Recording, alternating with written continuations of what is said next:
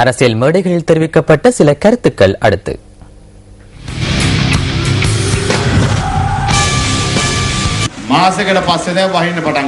ஒரு மாதத்திற்கு பிறகு மழை பெய்திருக்கின்றது. அதை பார்த்துதான் எமது ஜனாதிபதி தேர்தலை நடத்துகின்றார். ஜனாதிபதிக்கு எதிர்வு கூற முடியும். வடமத்திய மாகாண சபை தேர்தல் நடைபெறும் போது வறட்சியாக காணப்பட்டது. வாக்களிப்பு தினத்தில் மழை பெய்தது. அதே போன்று தற்போது பெய்ய ஆரம்பித்திருக்கின்றது. கிராமப்புறங்களிலும் தற்போது மழை பெய்ய ஆரம்பித்திருக்கின்றது.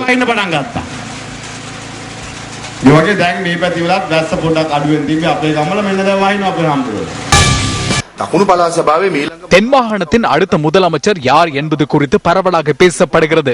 காலியில் முன்னாள் முதலமைச்சர் ஷான் விஜயலால் நான் தான் அடுத்த முதலமைச்சர் என்று கூறுகிறார்.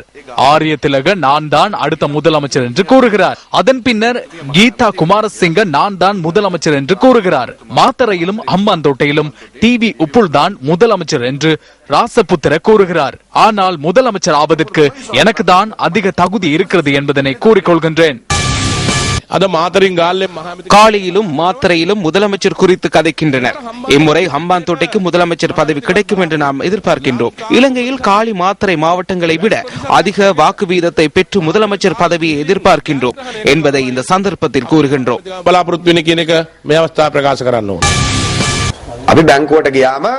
நாம் வங்கிக்கு சென்று பணம் வைப்பில் இடுகின்றோம். பணம் மீள பெறுகின்றோம். கொடுக்கல் வாங்கல்களை மேற்கொள்கின்றோம். வீட்டுக்கு சென்று பணம் முடிந்த பின்னர் வங்கிக்கு செல்கின்றோம். அதே போன்றுதான் அரசியலும் மாறி இருக்கிறது. வாக்குகளை பெற்றுக் கொண்டு செல்கின்றனர். பின்னர் அது காலாவதியாகும் போது மீண்டும் சில பொருட்களை எடுத்துக்கொண்டு வருகின்றனர்.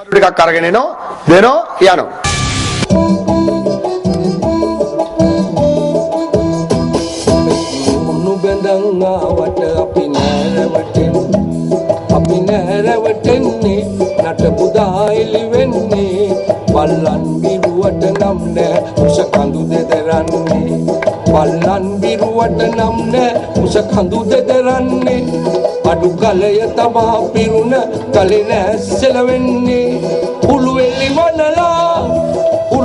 wanala kaurudalo girujaya gatte besunu gandanga wata pinnarawatenne.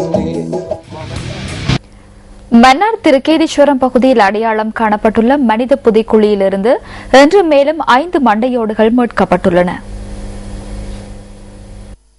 இந்த மனித புதைக்குழி அடையாளம் காணப்பட்ட நாளில் இருந்து 27வது நாளாக இன்று அகழ்வு பணிகள் இடம்பெற்றதாக போலீஸ் ஊடக பேச்சாளர் சிரேஷ்ட போலீஸ் அத்தியட்சகர் அஜித் ரோகன தெரிவித்தார்.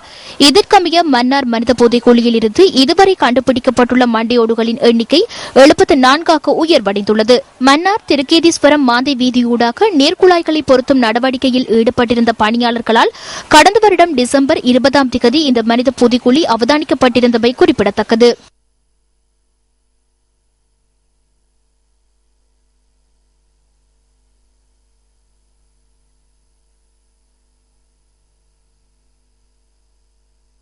சக்தி டிவி மற்றும் சக்தி FM ஆகிய ஊடகங்களின் விளம்பர பதாகைகள் இனந்திரா சிலரினால் அண்மை காலமாக சேதமாக்கப்பட்டு வருகின்றன.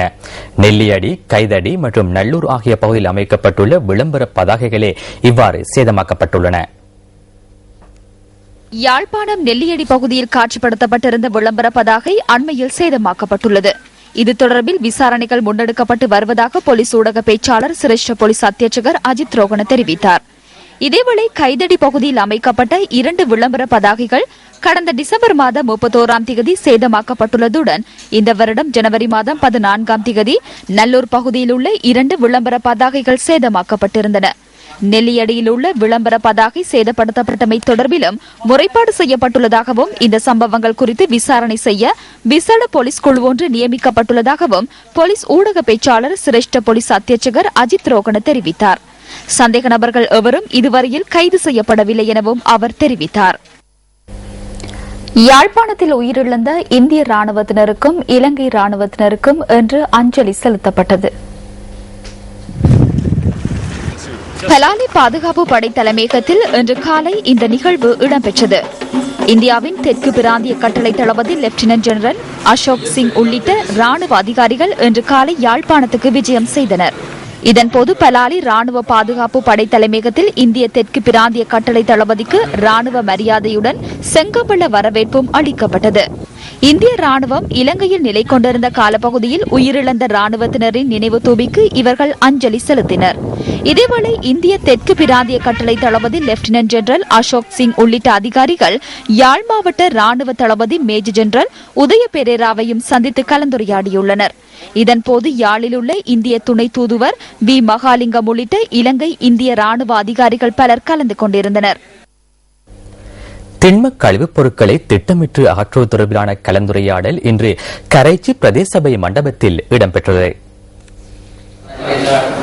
பொதுமக்களின் ஒத்துழைப்புடன் திண்ம கழிவுகளை எவ்வாறு அகற்றுவது என்பது தொடர்பில் இதன்போது கலந்தாலோசிக்கப்பட்டுள்ளது. வடமாகாண சுகாதார அமைச்சர் சத்தியலிங்கம் தலைமையில் இந்த நிகழ்வு நடைபெற்றது. இந்த கலந்துரையாடலில் வடமாகாண முதலமைச்சர் சி வி விக்னேஸ்வரனும் கலந்து கொண்டிருந்தார். மேலும் வடமாகாண விவசாய அமைச்சர் மற்றும் உள்ளூராட்சி மன்ற பிரதிநிதிகளும் இந்த கலந்துரையாடலில் பங்கேற்றிருந்தனர். போக்குவரத்துக்கு பயன்படுத்த முடியாத நிலையில் உள்ள மட்டக்களப்பு மாவட்டத்தின் களுவாஞ்சிக்குடி மாரியம்மன் வீதி குன்றும் குழியுமாக காணப்படுகின்றமையால் அங்குள்ள மக்கள் பெரும் சிரமங்களை எதிர்நோக்குகின்றனர். மட்டக்களப்பு களுவாஞ்சிக்குடி மாரியம்மன் வீதி நீர் நிறைந்து குன்றும் குழியுமாக காணப்படுகின்றமை தொடர்பில் அங்குள்ள மக்கள் நியூஸ் ஃபர்ஸ்டுக்கு குறிப்பிட்டுள்ளனர். மழை பெஞ்சுதான் சிக்கல் இந்த ரோட்ல வர்றது போறது, வேற ரோட்டுகளெல்லாம் நாங்க போயிட்டு இருக்கிறது.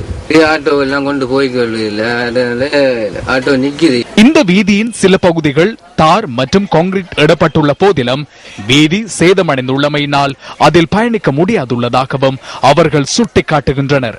அவசர தேவைகளுக்கு பகலிலும் இரவு நேரங்களிலும் வாகனங்களிலோ அல்லது நடந்தோ செல்ல முடியாதுள்ளதாக பிரதேச மக்கள் தெரிவிக்கின்றனர். மாரியம்மன் வீதி சேதமடைந்துள்ளமையினால் பாடசாலை மாணவர்களும் தொழிலுக்கு செல்வோரும் நேரத்திற்கு செல்ல முடியாமையினால் அநேகமான சந்தர்ப்பங்களில் பெரும் அசௌகரியங்களை எதிர்நோக்குவதாக குறிப்பிடுகின்றனர். நைட்ல 6 மணிக்கு பிற்பாடு போக முடியாது. ஏன்னு சொன்னா இதுல லைட் அப்படியான இதுகள் ஒன்றும் இல்லை. தண்ணி எல்லாம் அடிச்சு பிள்ளைகள் ஸ்கூல் போறதுதான் பெரிய பிரச்சனையா இருக்குது மழை நேரம். மக்களின் பாவனைக்கு ஏற்றவாறு இந்த வீதியை புனரமைப்பதற்கு அதிகாரிகள் நடவடிக்கை எடுக்க வேண்டும். உங்கள் வாழ்க்கை எங்கள் செய்தி. Facebook இணையதளத்தில் பதிவேற்றம் செய்யப்பட்டிருந்த புகைப்படம் ஒன்றை தொடர்பில் எச்சரிக்கை விடுக்கப்பட்டதை அடுத்து தற்கொலை செய்து கொண்ட குருநாகல் மாணவியின் சகோதரி பாடசாலை செல்வதை நிராகரிப்பதாக அவரது பெற்றோர்கள் தெரிவிக்கின்றனர். அவரும் தற்கொலை செய்து கொண்ட மாணவி கல்வி கற்ற பாடசாலையிலே கல்வி கற்கின்றார். இதேவேளை பாடசாலையின் அதிபர் கைது செய்யப்பட்டு நீதிமன்றத்தில் ஆஜர்படுத்தப்பட்டதை அடுத்து நேற்று பிணையில் விடுதலை செய்யப்பட்டார். இதுகுறித்த மேலதிக தகவல்களை எமது டுநைட் செய்தியில் எதிர்பாருங்கள். மாணவர் ஒருவரின் தாக்குதலுக்கு இலக்காகி வெலிகந்த சுசிரிகம செவனப்பிட்டிய மத்திய மகா வித்தியாலயத்தின் அதிபர் காயமடைந்துள்ளார். பொலனறுவை திம்புலாகல கல்வி வலயத்திற்குட்பட்ட செவனப்பிட்டிய மத்திய மகா வித்தியாலயத்தின் அதிபர் MP ரத்னவீரவே இன்று காலை இந்த தாக்குதலுக்கு இலக்கானவர். வித்தியாலயத்தின் சாதாரணதர மாணவர் ஒருவரினாலேயே இந்த தாக்குதல் மேற்கொள்ளப்பட்டுள்ளதாக போலீசார் தெரிவிக்கின்றனர். வகுப்பறையில் மாணவர்கள் பாடிக்கொண்டிருந்த சந்தர்ப்பத்தில் அதிபர் அதனை கண்டித்தமையே இந்த தாக்குதல் சம்பவத்திற்கான காரணம் என போலீசார் மேலும் தெரிவித்தனர். வளமை போன்று பாடசாலைக்கு வந்து சுற்றி பார்க்கும் போது மாணவர்கள் மேசைகளில் தட்டி இசை பாடிக்கொண்டிருந்தனர். அவர்களை எச்சரித்ததை அடுத்து 2 மாணவர்கள் அதனை ஏற்றுக்கொண்டனர். பின்னர் நான் அங்கிருந்து செல்லும் போது ஒரு மாணவன் பலகை ஒன்றினால் எனது தலையில் தாக்கினார். அது மட்டும்தான் எனக்கு நினைவிருந்தது. மாணவர்களை கத்தியால் வெட்டுவது, வகுப்பறையில் குழப்பங்களை விளைவிப்பது, சீருடைய சீரின்றி அணிவது போன்ற பல சிக்கல்கள் உள்ள மாணவன். எனவே 2013 வகுப்புக்கு வர வேண்டாம் என்று அந்த மாணவனுக்கு எச்சரிக்கை விடுத்தேன். தாக்குதல் மேற்கொண்டதாக கூறப்படும் மாணவன் தற்போது கைது செய்யப்பட்டுள்ளதுடன் இதற்கு முன்பும் இவ்வாறான நடவடிக்கைகள் காரணமாக நன்னடத்தைகளின் கண்காணிப்பின் கீழ் கல்வி கற்று வந்ததாக எமது பிராந்திய செய்தியாளர் குறிப்பிட்டார். மனித உரிமை ஆணைக்குழு உறுப்பினர்கள் பொறுப்பு கூற வேண்டும். மனித உரிமைகள் ஆணைக்குழுவின் கண்காணிப்பில் இந்த மாணவனை தற்போது எந்த பிரச்சனையும் இல்லை என்று பாடசாலையில் சேர்த்தனர். மாணவன் சிறந்த முறையில் இருப்பதாக கூறினார்கள். ஆனால் தற்போது அனைத்தும் மாறியிருக்கின்றது. வெலிகந்த வைத்தியசாலையில் அனுமதிக்கப்பட்ட பாடசாலை அதிபர் மேலதிக சிகிச்சைகளுக்காக பொலனறுவை வைத்தியசாலைக்கு மாற்றப்பட்டுள்ளார். இனி விளையாட்டுச் செய்தி. பங்களாதேஷுக்கு எதிரான 2வது சர்வதேச ஒருநாள் கிரிக்கெட் போட்டியில் இலங்கை 61 ஓட்டங்களால் வெற்றியீட்டியது. இதற்கமைய 3 போட்டிகள் கொண்ட இந்த சர்வதேச ஒருநாள் கிரிக்கெட் தொடரில் ஒரு போட்டி எஞ்சிய நிலையில் இலங்கை வசமாகியுள்ளது. போட்டியில் முதலில் துடுப்படுத்தாடிய இலங்கை 63 ஓட்டங்களுக்கு முதல் 3 விக்கெட்டுகளையும் இழந்தது.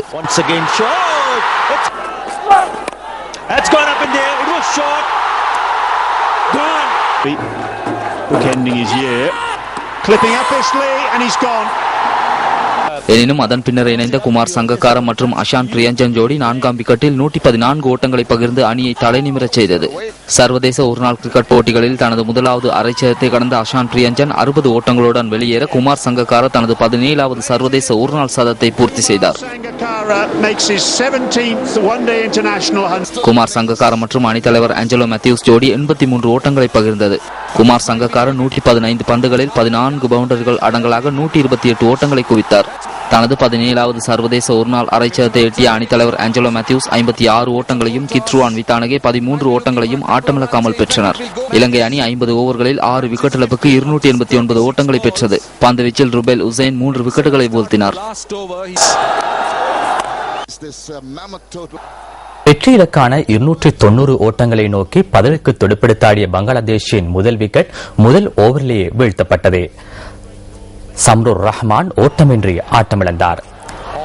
அனாமுல் ஹக் 42 ஓட்டங்களை பெற்று ஆட்டமிழந்தார்.